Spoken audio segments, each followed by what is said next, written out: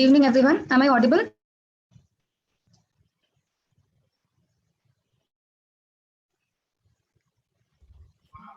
Yes, ma'am. Okay, thank you. Hi, I am Dr. Naufida. So today we are starting our webinar series for NEET MDS orientation for crash batch this year. So today we have Dr. Vani with us for oral radiology, and she's taking cellography today. So let me introduce our faculty, Dr. Vani, to all of you. You are all new to Focus. So Dr. Vani is, she is an MDS graduate from RV Tandal College, Bangalore, and she was awarded with IAOMR for scoring the highest marks in oral medicine and radiology in academic year 2011 and 12. And she had completed her course in biomedical research by ICMR and NIE. And she has been our faculty for biochemistry, oral medicine, and oral radiology at Focus Dentistry since 2006. And it's great to have you, Dr. Vani, with us today. And yes, dear students, we are delighted to have someone like Dr. Vani to have, to guide us in these subjects, and hope you will be listening to her soon. So let me hand over the session to Dr. Vani. Shall I? Thank you, Dr. Naufida. Hello, everyone. Good evening. Welcome to Focus. So today is the first free webinar for you all. Am I audible? I hope I'm audible. Yes, ma'am. Okay, thank you. So today I have chosen the topic of xylography because I felt it's very important in the point of NEET aspect, as well as, I felt it is quite interesting because you would get to see a lot of radiographic pictures or views. Okay, so let's begin the session.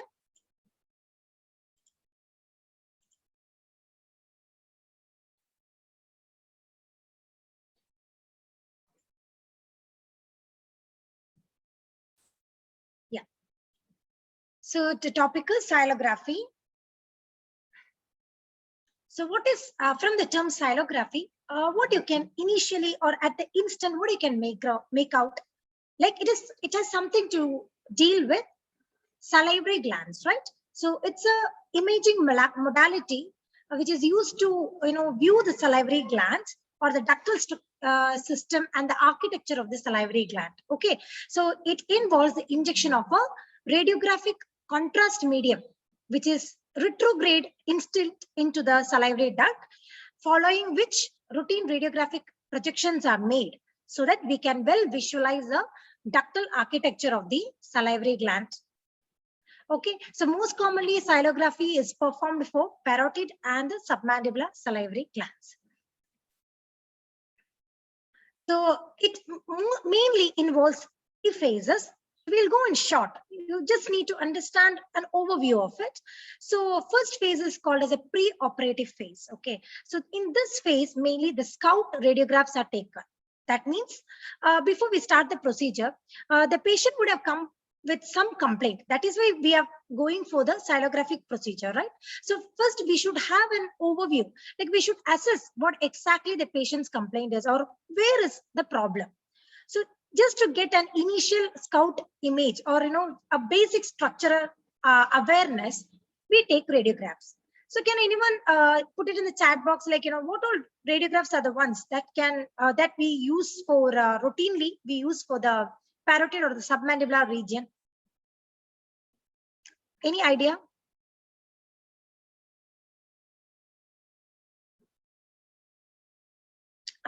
Okay, just imagine you people have got a patient with a submandibular xylodenitis, okay, because of xylolith. Okay, so yes, we take a mandibular occlusal radiograph, but here when we do a xylographic procedure, we need a little more broader coverage of the area of both parotid and the submandibular salivary gland, right? So because of that, we usually, the most common radiographs that we use are either panoramic radiography. as SCOUT, or you can use a lateral oblique radiograph, okay, or a PA view. Okay, posterior view. Usually to view the parotid area, we make the patient to blow their cheeks so that you get an air contrast to view the, any stones or something present. Okay, so those are the radiographs that we usually use to take a SCOUT image. So those are an OPG view or a panoramic view or lateral oblique radiograph, or we can go for a AP view with cheek blown out in case of parotid salivary gland visualization. So when you take a normal radiograph, you won't be able to see the salivary gland or their ductal system because they won't be radio opaque in the normal radiographic image. Okay, so that is a pre-operative phase. So if we have already taken something and assessed where exactly the position of the stone or something, then there is no need for it. Otherwise, as a preparatory phase, we usually take a SCOUT radiograph and record it. Now, next is the filling phase, during which the radiographic contrast is injected in a retrograde direction. That means from the ductal opening, we are injecting it into the glandular structure. And last one is the emptying phase. Okay, so in the filling phase, see, the steps in filling phase mainly include, in the parotid as well as the submandibular salivary gland, we locate their ductal orifices, okay? And they are dilated with an instrument and they are cannulated. After that, the radiographic contrast is injected slowly into the ductal system, okay? So during which, once the radiographic contrast agent is instilled into the ductal system, then we have to take filling phase radiographs, which are usually, as I have mentioned, the same views only. Usually we take 2 radiographs at right angles to each other so that we get a 3-dimensional visualization, not like exact visualization, but a 3-dimensional idea of the glandular structure. So we usually take 2 radiographs which are at right angles to each other. So that is how the filling phase is carried out.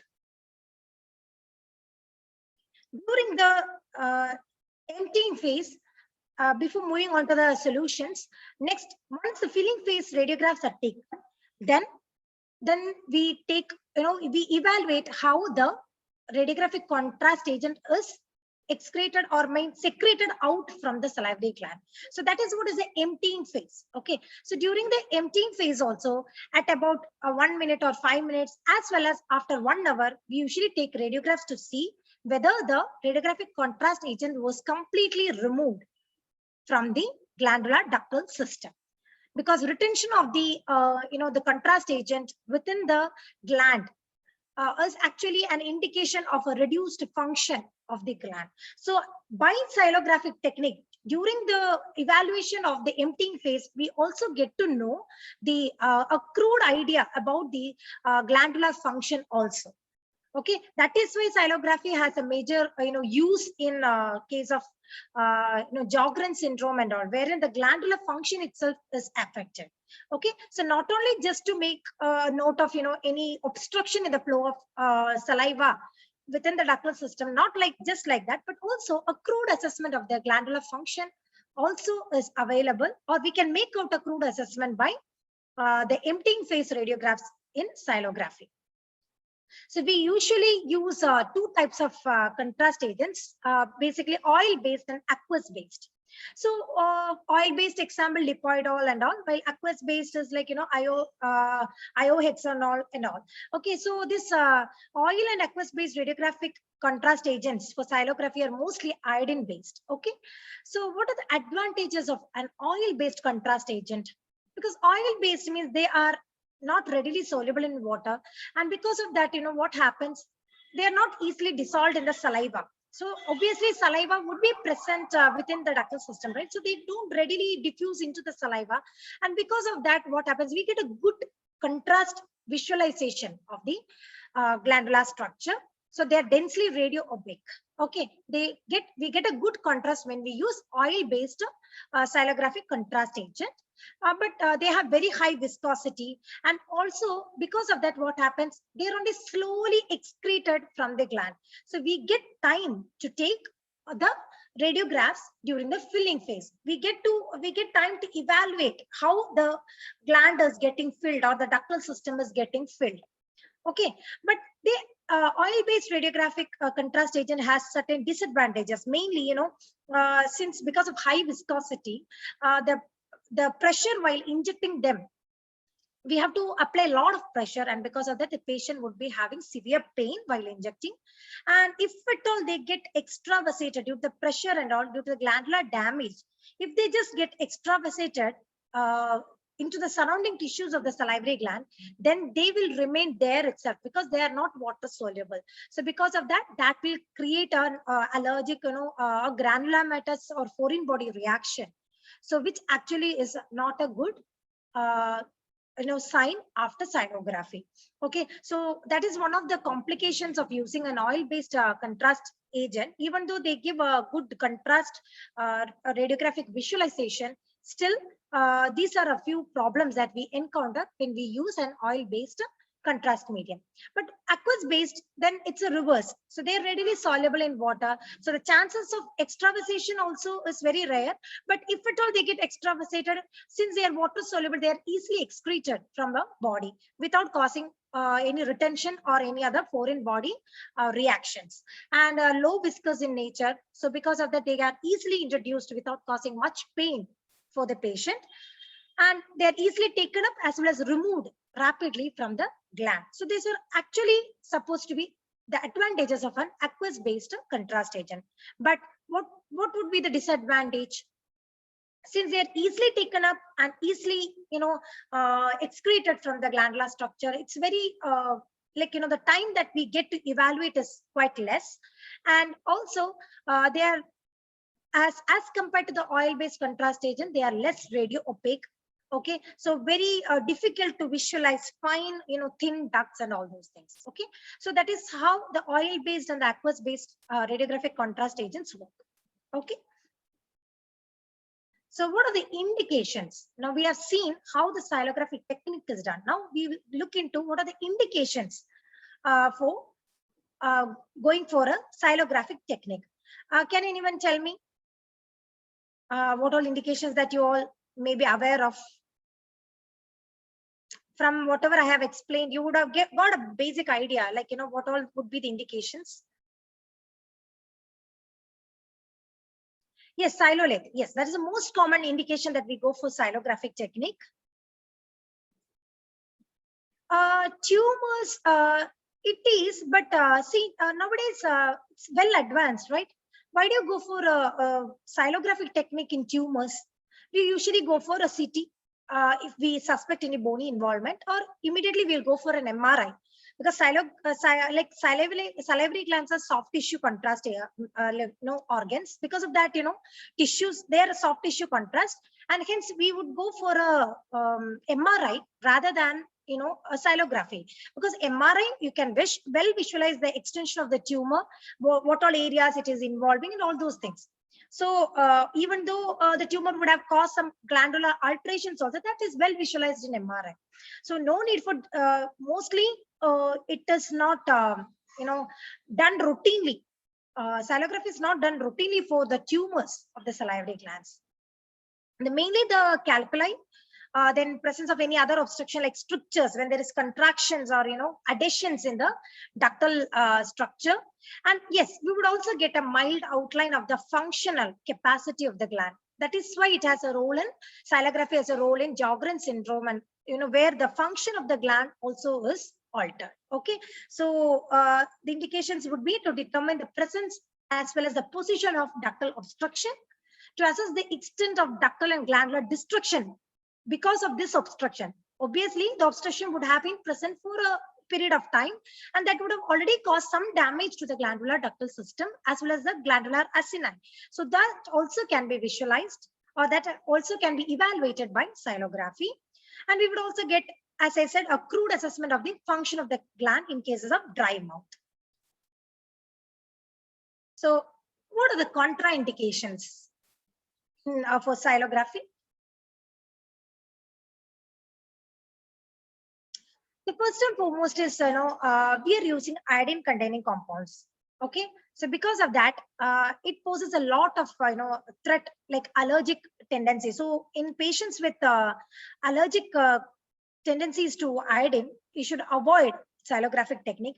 And not only that, since the same kind of iodine compounds are used for the functional assessment of the thyroid glands and all, so those people who are having those problems, and they're supposed to go and immediately, if they're going to take some thyroid function test and all, it's better to avoid doing a xylography prior to it. Okay.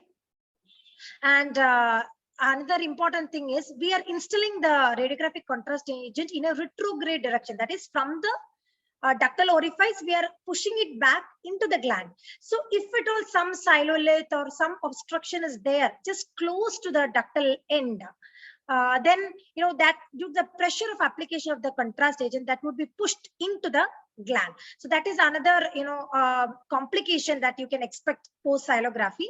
And since xylographic technique can lead to a lot of inflammation happening to the gland due to, because whatever may be the procedure, you are actually injecting a new material or a foreign material into the body, right? So that would obviously create some inflammatory changes. So if the patient is having a very acute or active infection with pus discharge and all, xylography is supposed to cause an aggravation of that pathology. So in patients with acute or active infection or inflammation, we should avoid taking a xylographic technique. So because the post-operative complications of xylographic technique is maybe retention of the contrast agent. If there is a very huge silolith, maybe the contrast agent would get retained just behind the silolith. That can create issues or inflammation.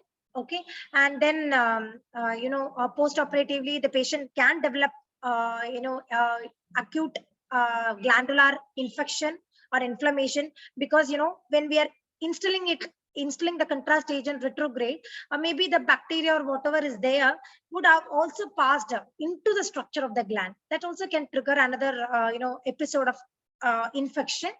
Okay, so those are a few post-operative complications that we should expect when we do a xylographic technique, because it is obviously an invasive procedure. It is not a non-invasive one. It is actually an invasive procedure. And recently we have a lot of advances in xylography, like you can do MR xylography, like magnetic resonance xylography, wherein magnetic resonance imaging can be clubbed along with the xylographic technique to visualize a better understanding of the ductal system of the salivary glands. Okay. And we can also use a xylographic technique, like a mild with a mild treatment modality also, because we can use a few collectors and all, wherein you can just detect the area where the the stone or the blockage is there, and you can just remove the stone along with the xylographic technique itself. So that advancement also is currently available. Okay. So now we'll move on to the xylographic appearances. For NEET point of view, the xylographic appearances is very, very important, because routinely we get questions from those sections. So first one is how a normal parotid gland appears in xylography. So this is how radiographically it appears, and this is the pictorial representation. So what is this appearance of normal parotid gland in xylography called? It appears like branches of the tree without any leaves, like, so it is called leafless tree appearance. Okay. Or also called as tree in winter appearance. So this is the normal parotid gland. You can see, like the parotid duct is slowly tapering and then branching out. Okay. And it is little more longer as compared to the submandibular duct. And you can see a tree in winter or a leafless tree appearance. That is a normal xylographic appearance of a parotid gland. Now, the submandibular gland, almost a similar appearance only, but it is little more short. Okay. And that is why it is called as not a leafless tree, but it is called as a bush in winter appearance. So it's little more short, and hence we say it's a bush in winter appearance. Now, a silolith. So you can first you can see that in the pictorial representation, wherein the silolith is present. So that area is like appear as void, because that area is not taken up by the contrast agent. And then you can also see in the image, you can see the silolith noted, and portion of the duct proximal to the xylolith, you can see it is dilated because the saliva is pooled over there due to this blockage by the xylolith. Okay, so this appearance is mainly called as a filling defect, the main duct, and ductal dilatation proximal to the calculus. This is how a xylolith appears in the xylographic technique. Okay, so this is the appearance of a xylolith in the xylogram. Next is xylodochitis. Xylodochitis is otherwise called as ductal xyladenitis. So what is meant by xyladenitis?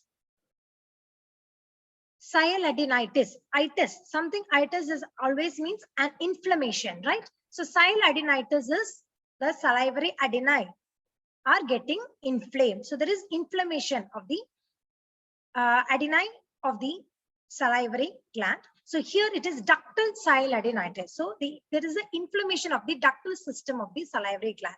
This can happen secondary to a xylolith or a stricture and all those things. Okay, it's not like some trigger is there for the ductal xyladenitis to occur. So that is called a xylodochitis. So you can see like alternating areas of dilatation and constriction, which is called as a sausage link appearance. This is how in xylodochitis the xylogram is seen. So appearance is sausage link appearance. Next one is xyladenitis. It is an inflammation of the salivary gland acini. Okay, so you can see this is the appearance. Okay, you can see blebs of or spots or dots of the contrast medium here and there. Okay, that is those are the areas where the inflammation is present. Okay, in those areas the contrast agent is retained due to the inflammation. Those areas are dilated, and in that areas from the ductal from within the ductal enclosure, the contrast medium had slightly got extravasated into the glandular structure also. So because of that, you can see that spots or blebs, dots or blebs. So that appearance is called as xylectasis or apple tree in blossom appearance. So that is how in xyladenitis the xylographic appearance is seen. So that blobs or blebs or dots of that xylographic contrast agent retained is called as a xylectasis. Similar appearance you can note in Sjogren syndrome, but it is little more wider, okay, or little more amount of blebs or dots you can see, little more widespread because there is a lot of glandular structural damage in Sjogren syndrome, and that appearance is called as a fruit-laden branchless tree or punctate xylectasis because it's much more in. See, you can note in the xyladenitis, you can see it's little more spread out areas, but here you can see punctate xylectasis. Okay, otherwise also called a snowstorm or cherry blossom appearance. These are the various terms given for the xylographic appearance of Sjogren syndrome. So here also mainly that the cells within the intercalated ductal systems are all little bit damaged. Because of that, the radiographic contrast agent has just extravasated into the glandular tissue. So there in those areas you can see they are retained and that will create spots or blebs. So that is the xylographic appearance in Sjogren syndrome. Here also there is inflammation, and that is why that the radiographic similarity to the xyladenitis. Okay, the underlying pathology as such, xyladenitis and Sjogren syndrome are very different entities, but the underlying pathogenesis is quite similar. Now the tumor, intrinsic tumor of the salivary gland, that means the tumor is within the salivary gland itself, okay, or the glandular structure is involved in the tumor. So benign intrinsic tumor of the salivary gland, you can see the white arrows. That area, due to the pressure from the tumor, is underfilled. That is why that area is not properly visualized. Okay, and also the the ductal duct which is adjacent to that tumor appears a little bit stretched, as if like the appearance is called as a ball in hand appearance. Okay, that is how the intrinsic tumor of the salivary gland appears in xylography. Okay, but as I said, this is not currently advocated because we have advanced imaging modalities like MRI, and usually the patient would be sent for MRI for better visualization of the extent and involvement of the tumor. So let's move on to the session with questions. Investigation using dye to find out the stone in the salivary gland. It's called as, yes, that is a xylography. Now, the bush in winter appearance in xylography is indicative of option A, Sjogren's syndrome, B, Mikulicz disease, option C, normal gland, and option D is none. Yes, it is option C. So which is the normal salivary gland which shows a bush in winter appearance? Submandibular salivary gland. Very good. What is the xylographic appearance of a normal parotid gland? Leafless laden tree appearance. Okay, thank you. So that is a tree in winter appearance, but submandibular is a bush in winter appearance. Ball in hand appearance is noted in Sjogren's syndrome, silolithiasis, Mikulicz disease, or benign salivary gland neoplasm. Silolithiasis. Yes, can you please mute your mic? It's better that you put it in the chat box. Benign salivary gland. Okay, it's a benign salivary gland neoplasm. Fine. Xylography is indicated in the diagnosis of all except. First one is option A, salivary duct obstruction. Yes, that is an indication for xylography. Strictures in the salivary duct, that also is an indication. So that also means salivary duct obstruction only. Sjogren's syndrome, we get an assessment of the, amount of damage to the salivary gland and also a crude assessment of its function. Option D, acute suppurative sialadenitis. That is not the thing, because acute suppurative means there is, a pus discharge and it is an acute condition. Sialadenitis, that is inflammation of the salivary gland. So because of that, that is a contraindication. So xylography is not indicated in the acute suppurative sialadenitis. Tree blossom appearance in xylogram is indicative of Pleomorphic adenoma.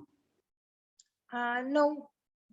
Why? Pleomorphic adenoma is a benign intrinsic tumor of the salivary gland, and because of that, it will have that ball in hand appearance. Cherry blossom appearance is noted in Sjogren's syndrome. Okay, where Sjogren's syndrome. I request all of you to please mute your mics. It's better that you put the answer in the chat box.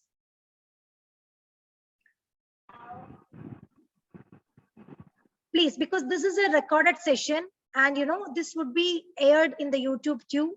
So those who would be seeing it would feel a little bit difficult. So it's better that you put it in the chat box. Okay.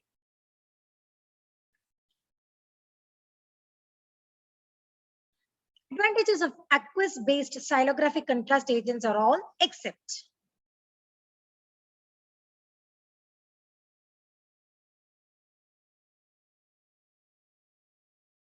So the option A is it's aqueous-based, so that is water soluble. So option A is can be easily introduced due to its low viscosity. That is quite right. Then rapidly removed from the gland because it is water soluble. Then easily excreted if extravasated. That also is right. But there is no need for extra pressure while injecting an aqueous-based contrast agent. So because of that, the right answer is pressure needed to introduce a contrast agent, because only oil-based contrast agents would be require greater pressure while introducing. Okay, but water-based, actually, due to their low viscosity, it is not quite painful while the aqueous-based contrast agents are injected. Okay, so that finishes off the session. The next webinar will be on Tuesday, July 20th. The topic would be from periodontics, that is guided tissue regeneration by Dr. Jerry Mammon. And I hope the session was useful to you all. Any questions, please?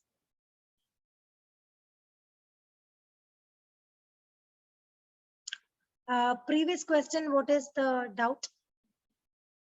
Okay, the water-based contrast agents. See, water-based contrast agents are quite easily soluble in water, and because of that, you don't need to apply a lot of pressure while injecting. So that options, it was like, which is not the true one. Okay, so here pressure needed to introduce the contrast agent. There is no need for extra pressure, or there is no pressure while injecting the contrast agent, a water-based contrast agent. So that is the wrong answer.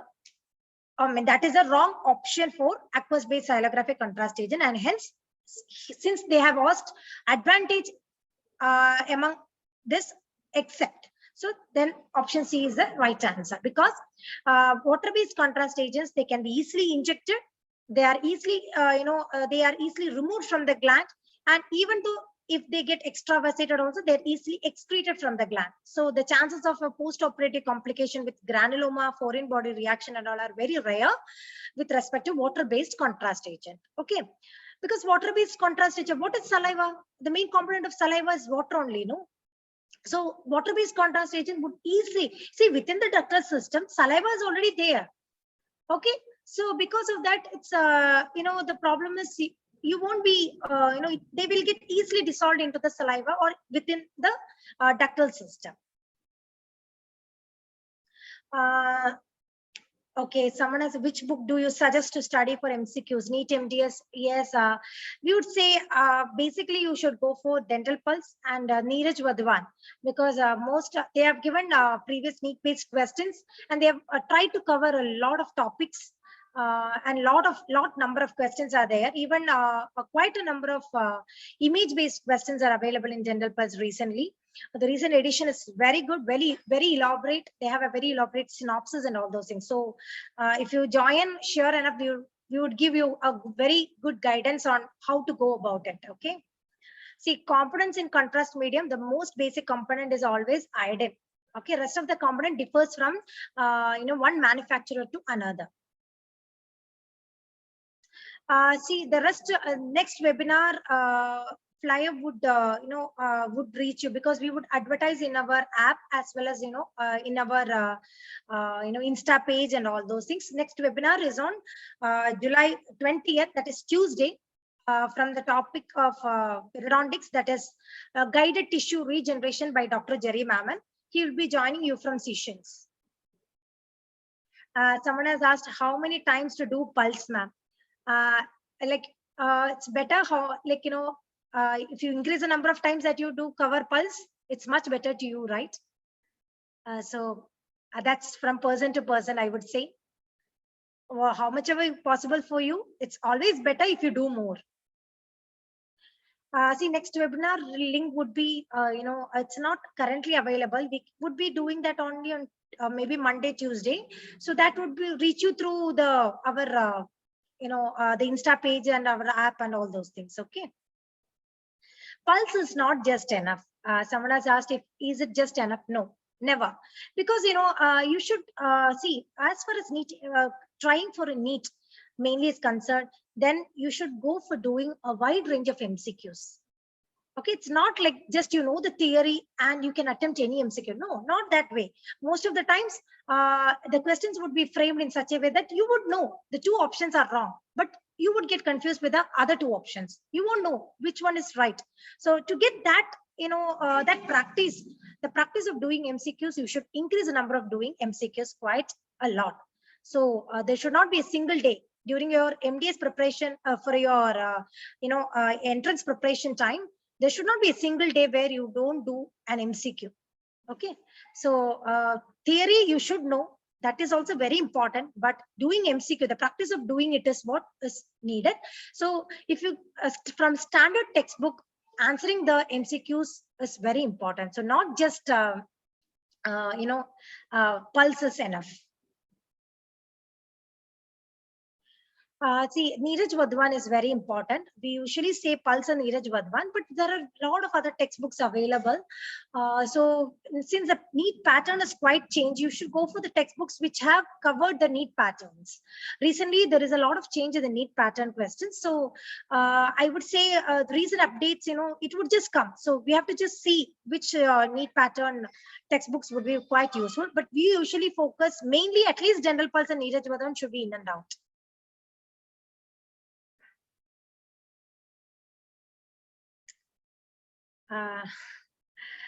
See, except Pulse and Neeraj Wadhwan, see, that depends. Like last year also, the questions asked me is directly the same question they won't ask in NEET, right? So, but the NEET, Pulse and Neeraj Wadhawan do cover those topics. So that's what I said. You should be able to differentiate. What you should know, or you should be able to differentiate among the options. So that is why I told you it's better to do a lot of MCQs and go forward. When you join, we would give a correct, like a perfect picture of what all you should follow, which all textbook you should follow, and go about it. Okay. I think we are already exceeding the time limit. Okay. So thank you so much for your patient listening. I hand over to Dr. Naufira to wind up the session. Okay, so I hope the session was really helpful for everyone. Yeah, I did see a lot of messages coming in flooding in the chat box. So I think everybody, every one of you were so participating actively in the discussion, and hopefully we can continue this enthusiasm in the future also. There are more webinars upcoming, and you can also share the webinar details to your friends, your colleagues, whomever it might be helpful. Okay. And thank you so much, Dr. Vani, for this wonderful session. It was really informative, not just for myself, to everyone, I hope, because I was reading all these messages in the chat box. I mean, they were asking a lot of doubts and everything. So yeah, it was such a wonderful session. So thank you so much, everyone, for participating today in today's session, and hope you guys will be there in the next session. See you later. Good night. Thank you all so much.